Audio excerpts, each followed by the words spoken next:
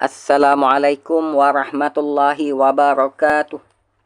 Innal hamdalillah nahmaduhu wa nasta'inuhu wa nastaghfiruh wa na'udzu billahi min syururi anfusina wa sayyiati a'malina. Man yahdihillahu fala mudhillalah wa man yudlil fala hadiyalah.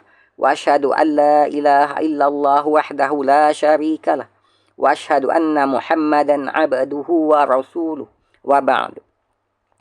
Ini adalah sesi perkongsian audiobook bagi perkongsian bacaan isi kandungan portal Irsyad Al-Hadis, kelolaan Pejabat Mufti Wilayah Persekutuan, di mana pihak Pejabat Mufti Wilayah Persekutuan memberi maklum balas terhadap pertanyaan daripada orang awam berhubung kait dengan hadis, seumpama status hadis dan lain-lainnya. Irsyad Al-Hadis siri keempat, hadis Ibnu Abbas radhiyallahu anhuma mengenai jamak solat tanpa musafir. Irsyad Al-Hadis siri keempat berkaitan dengan hadis Ibnu Abbas radhiyallahu anhuma mengenai jamak solat tanpa musafir. Diterbitkan pada 15 Januari 2016.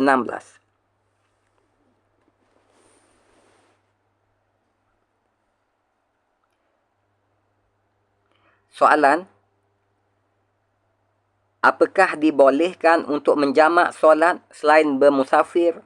Dan bagaimanakah caranya berinteraksi dengan hadis Ibnu Abbas radhiyallahu anhuma yang berkaitan dengan jamak tanpa bermusafir ini? Soalan: apakah dibolehkan untuk menjamak solat selain bermusafir? Dan bagaimanakah caranya berinteraksi dengan hadis Ibnu Abbas radhiyallahu anhuma yang berkaitan dengan jamak tanpa bermusafir ini? Berikut adalah maklum balas daripada pihak Pejabat Mufti Wilayah Persekutuan. Jawapan: Bismillahirrahmanirrahim. Muqaddimah. Persoalan mengenai hadis ini telah begitu lama ditanya dan pernah dibincangkan di dalam bab fiqh muqaran, fiqh perbandingan dan juga fiqh hadis. Ianya amat menarik untuk ditekuni dan ditelaah agar dapat memberikan manfaat kepada kita semua.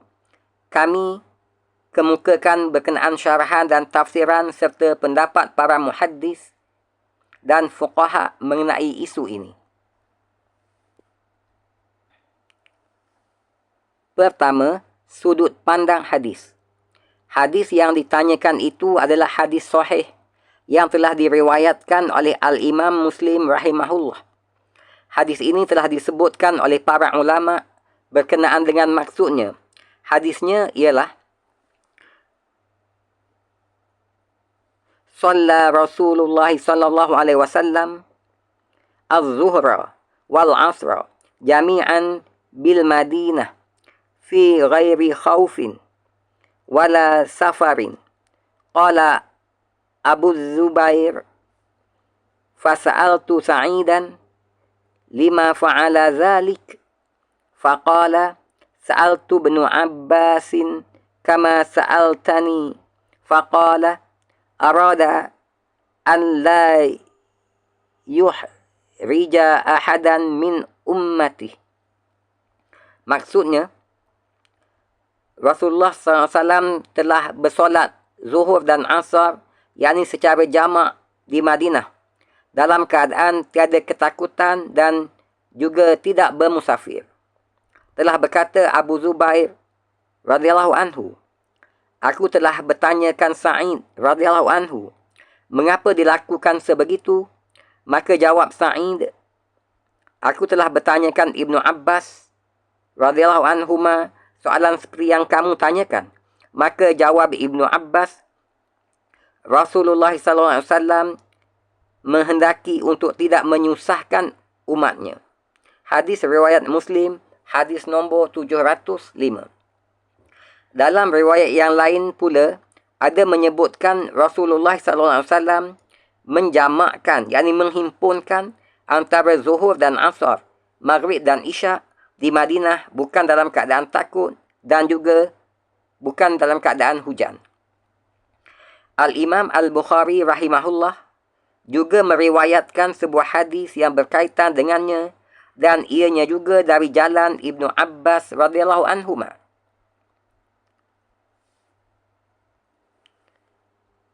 Hadisnya adalah seperti berikut. Anna Nabiyya sallallahu alaihi wasallam shalla bil Madinah sab'an wa thamaniyan. Az-zuhra wal 'asra wal maghriba wal 'isya. Faqala Ayyub la'allahu fi lailatin matiratin. Qala asa. Rasulullah sallallahu alaihi wasallam telah bersolat di Madinah 7 rakaat dan 8 rakaat, iaitu Zuhur dan Asar 8 rakaat dan Maghrib dan Isyak 7 rakaat. Maka telah berkata Ayyub al-Sakhtiyani, boleh jadi ia pada malam yang hujan dan berkemungkinan boleh jadi. Hadis riwayat Al-Bukhari, hadis nombor 543.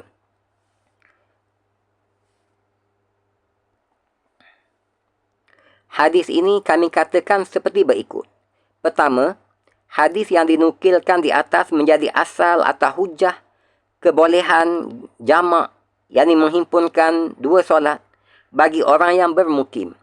Ianya diambil dari zahir hadis dengan mengatakan boleh jamak, yakni menghimpunkan dua solat tanpa hajat keperluan semata-mata, tetapi dengan syarat ianya tidak dilakukan secara berterusan.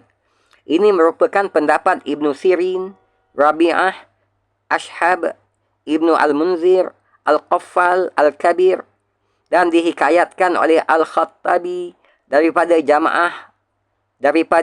Ashabul Hadis. Lihat Al-Minhaj, Syarh Sahih Muslim, jilid kelima, hadis nombor 219.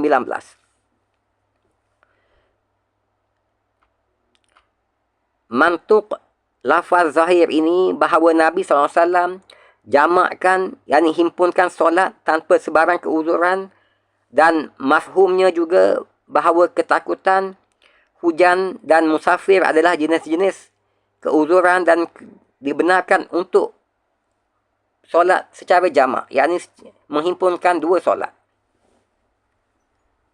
Kedua, tidak sah mengatakan pada sebab jamak selain apa yang telah dikatakan oleh perawi itu sendiri, iaitu Rasulullah SAW tidak mahu untuk menyusahkan seorang pun dari kalangan umatnya. Dan kaedah menyebut anna rawi adri bimarwiyah. Seorang perawi itu lebih tahu akan apa yang diriwayatkannya. Maka tidak boleh bagi seseorang untuk mentakwil sesuatu hadis apa-apa yang bukan daripadanya.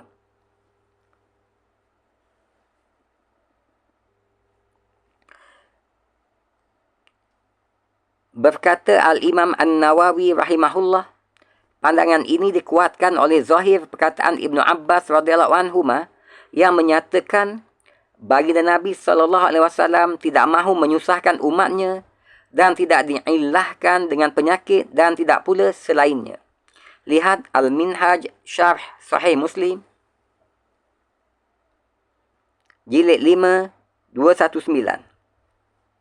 Di dalam riwayat Al-Bukhari, berkata Ayyub al-Sakhtiyani, boleh jadi peristiwa ini berlaku pada malam yang hujan dan ianya berkemungkinan seperti itu. Berkata Al-Hafiz Ibnu Hajar, andaian hujan juga merupakan pendapat Al-Imam Malik sesudah beliau meriwayatkan hadis ini di dalam Al-Muwatta. Rujuk nota kaki nombor 1. Al-Hafiz menyebut, Akan tetapi hadis ini diriwayatkan oleh Muslim dan Ashabus Sunan daripada jalur Habib bin Abi Sabit daripada Sa'id bin Ibn Jubair dengan lafaz tanpa ada rasa takut dan juga hujan. Maka ternafilah jamak ataupun menghimpunkan solat yang disebutkan itu dilakukan kerana ketakutan, kerana musafir ataupun kerana hujan. Sebahagian para ulama pula mengatakan boleh dijamakkan, yakni dihimpunkan dua solat kerana sakit, dan pendapat ini dikuatkan oleh Al-Imam An-Nawawi, namun ianya perlu kepada penelitian semula. Ini kerana sekiranya baginda Nabi SAW menjamakkan, yakni menghimpunkan di antara dua solat disebabkan oleh kesakitan, nescaya tidak akan solat bersama baginda Nabi SAW, melainkan mereka yang mempunyai keuzuran yang sama. Zahirnya, Nabi SAW menjamakkan solat bersama dengan sahabatnya, dan perkara itu telah dijelaskan oleh Ibnu Abbas radhiyallahu anhuma di dalam riwayatnya.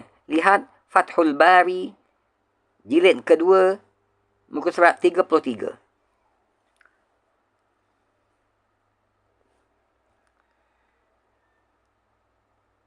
Berkata Al-Imam An-Nawawi, di antara mereka terdapat golongan yang mentakwil bahawa keadaan itu berlaku pada keadaan awan mendung. Kemudian baginda solat zuhur dan selepas itu awan mendung hilang dan baginda mendapati telah masuk waktu asar. Maka baginda pun menunaikan solat asar. Kata Al-Imam An-Nawawi, ini adalah pandangan yang batil kerana sekalipun terdapatnya serendah-rendah andaian pada waktu zuhur dan asar, akan tetapi tidak ada andaian padanya untuk waktu isyak dan juga waktu maghrib. Lihat Al-Minhaj Syarh Sahih Muslim, jilid kelima, muka surat 218. Ketiga, sebahagian ulama hadis menyatakan bahawa ini adalah jamak as-suri, rujuk nota kaki nombor 2, yakni seakan-akan jamak. Ia adalah pendapat yang tertolak dengan ucapan perawinya sendiri, iaitu baginda SAW tidak mahu menyusahkan seorang pun dari kalangan umatnya.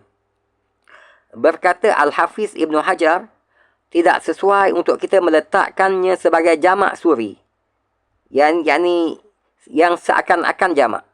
Ini kerana tujuannya tidak sunyi daripada sebarang kepayahan. Boleh dilakukan solat jamak sekiranya terdapat keuzuran yang membolehkannya.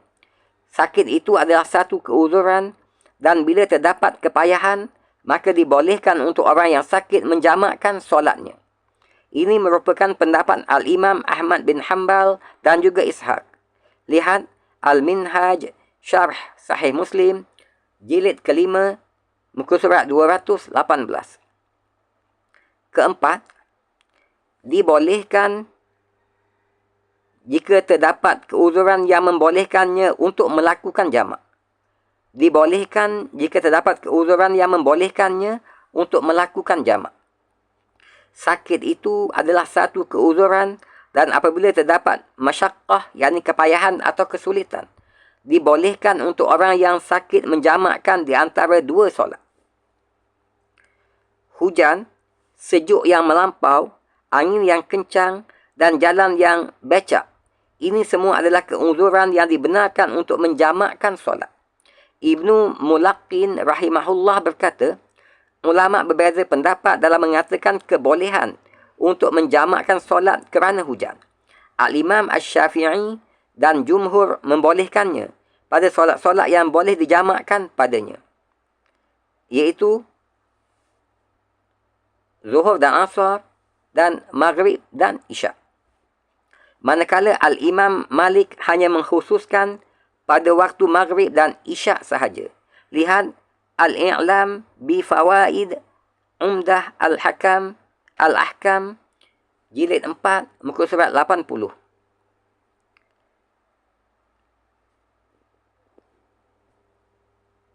Berikut adalah bahagian kedua daripada penjelasan terhadap soalan yang ditanyakan. Kedua, fiqh al-hadis. fiqh al-hadis. Berikut merupakan faedah-faedah yang boleh didapati melalui hadis ini. Pertama, jamak diizinkan pada pelaksanaan haji di Arafah dan Muzdalifah. Ianya telah disepakati oleh para fuqaha. Kedua, jamak dibenarkan juga disebabkan oleh musafir, iaitu dijamakkan antara zuhur dan asar dan di antara maghrib dan isyak, sama ada jamak taqdim ataupun takhir. Ketiga, jamak juga dibolehkan kepada seseorang itu yang sakit. Jamak juga dibolehkan ketika seseorang itu sakit. Ia merupakan pendapat di sisi Al-Malikiyah, Al-Hanabilah dan pendapat sebahagian pendapat ulama Asy-Syafi'iyah. Telah berkata Al-Imam An-Nawawi, ini merupakan pendapat yang kuat. Mereka berhujah dengan mengatakan jamak tidak dilakukan kecuali jika terdapat keuzuran dan sakit itu adalah satu keuzuran dan dikiaskan kepada musafir dengan segala kepayahan. Bahkan untuk setiap solat-solat ke atas mereka yang sakit itu adalah lebih payah dari orang yang bermusafir. Kecuali Al-Malikiyah yang berpandangan bahawa jamak dibenarkan ke atas mereka yang sakit adalah untuk jamak takdim sahaja. Keempat, jamak dibolehkan juga ketika hujan lebat dan cuaca sejuk. Ini merupakan pendapat jumhur fuqaha Asy-Syafi'iyah, Al-Malikiyah dan Al-Hanabilah. Dan dibolehkan juga oleh Al-Hanabilah dan Al-Malikiyah untuk menjamakkan ketika berlakunya becak teruk. Namun, sebahagian Asy-Syafi'iyah menegahnya dan sebahagian yang lain membenarkannya. Kelima, diperbolehkan untuk menjamakkan solat ketika dalam keadaan ketakutan. Namun, sebahagian besar Asy-Syafi'iyah tidak membenarkannya kerana solat mempunyai waktu-waktu yang telah ditetapkan. Dan yang keenam, diperbolehkan jamak sekiranya berlaku keuzuran. Al-Hanabilah di dalam hal ini memperluaskan lagi skop keuzuran itu dengan berpendapat apa sahaja keuzuran atau tugasan yang boleh menyebabkan ditinggalkannya solat Jumaat dan solat berjemaah, seperti takut akan keselamatan diri, maruah dan harta. Ashab daripada kalangan Al-Malikiyah, Ibnu Al-Munzir daripada kalangan Asy-Syafi'iyah, Ibnu Sirin dan Ibnu Syubrumah berpendapat bahawa diperbolehkan jamak jika diperlukan selagi mana tidak dijadikan adat kebiasaan. Berikut adalah kenyataan mufti wilayah persekutuan. Kenyataan mufti wilayah persekutuan. Berdasarkan pengamatan kami, hadis ini adalah sahih dan ianya didatangkan juga dengan riwayat-riwayatnya yang lain, kecuali hadis ini ditafsirkan dengan melakukannya hanya sekali atau beberapa kali sahaja dan bukannya pengamalan dan bukannya dilakukan secara adat kebiasaan. Yani tidak diamalkan secara berterusan dan bukannya dilakukan secara adat kebiasaan. Ini kerana Abu Zubair dan Sa'id bin Jubair juga merasa terkejut apabila mengetahui bahawa Nabi SAW menjamakkan solat ketika sedang bermukim, yakni ketika mana baginda berada di Madinah, dan bukannya ketika bermusafir dan juga dalam keadaan ketakutan. Keduanya, perbuatan ataupun amalan biasa solat Rasulullah SAW ketika bermukim adalah melihat kepada amalan ghalib, amalan kebiasaannya, iaitu Rasulullah SAW akan solat pada waktunya yang telah ditetapkan. Hadis ini ingin menunjukkan kepada kita keluasan ilmu Islam itu sendiri, yang mana pada keadaan-keadaan tertentu boleh dijamakkan, yakni dihimpunkan di antara dua solat. Ini difahami melalui hadis ini bahawa musafir, keadaan takut, hujan sakit ataupun dalam keadaan yang terdesak, bolehlah dijamakkan solat. Al-Imam At-Tirmizi rahimahullah pada akhir kitabnya berkata, tiadalah dalam kitabku ini mana-mana hadis di mana ummah bersepakat dan berijma' untuk meninggalkan beramal dengannya, melainkan hadis Ibnu Abbas radhiyallahu anhuma berkenaan solat jamak di Madinah tanpa rasa takut dan juga tanpa hujan. Pada akhirnya, kami nyatakan bahawa Al-Imam An-Nawawi rahimahullah menyebut satu pandangan, iaitu hadis ini ditanggung dengan andaian berkenaan dengan solat jamak Nabi SAW kerana sebab uzur sakit, dan ianya juga perkara-perkara yang membawa makna keuzuran yang lain. Ini adalah pendapat Al-Imam Ahmad Al-Qadhi Husain, dan ianya juga adalah pendapat pilihan oleh Al-Khattabi, Al-Mutawalli, Al-Ruyani, dan inilah pendapat yang terpilih kerana zahir hadis dan perbuatan Ibnu Abbas radhiyallahu anhuma dan muwafaqah dengan Abu Hurairah radhiyallahu anhu kerana terdapat padanya masyaqqah, yakni kepayahan. Lihat Al-Minhaj Syarh Sahih Muslim jilid kelima muka surat 218. Semoga dengan pencerahan ini maka dapat kita fahami bahawa isu ini adalah isu khilafiyah yang mana ruang untuk berijtihad padanya sentiasa terbuka. Kesemua takwilan terhadap hadis ini mempunyai pendukungnya yang tersendiri, yang mana terdiri daripada kibar ulama Islam, ulama besar Islam. Saya juga berdoa agar kita diberikan kefahaman dalam beramal dengan sunnah Nabi SAW, seterusnya dapat mengamal dan menyebarkannya. Wallahu a'lam. Akhukum fillah, Datuk Dr. Zulkifli bin Muhammad Al-Bakri, Mufti Wilayah Persekutuan, 15 Januari 2016, bersamaan 5 Rabiul Akhir 1437 Hijriah. Wallahu a'lam. Semoga perkongsian ini bermanfaat untuk kita semua, insya-Allah.